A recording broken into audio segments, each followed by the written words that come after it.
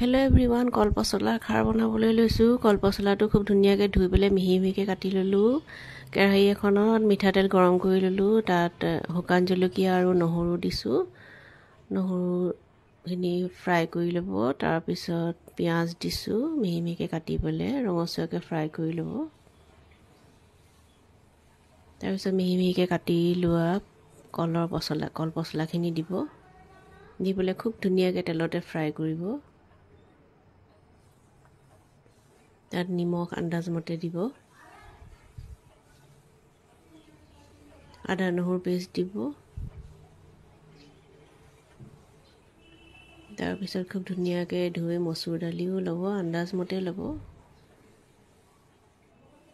তাৰপিছত মই খোৱা চ'দা দিছোঁ, আন্দাজমতে পানী দিছোঁ।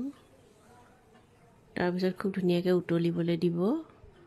উতলাৰ পাছত গেছটো চিমত কৰি ঢাকন মাৰি 15 পৰা 20 মিনিটলৈকে সিজিবলৈ দিব। এয়া চাওক, কলপচলা খাৰ ৰেডি হৈ গ'ল। খাবলৈ বিৰাট সোৱাদ হয়, বিৰাট টেষ্টি হয়, বিৰাট ধুনীয়া লাগে খাবলৈ।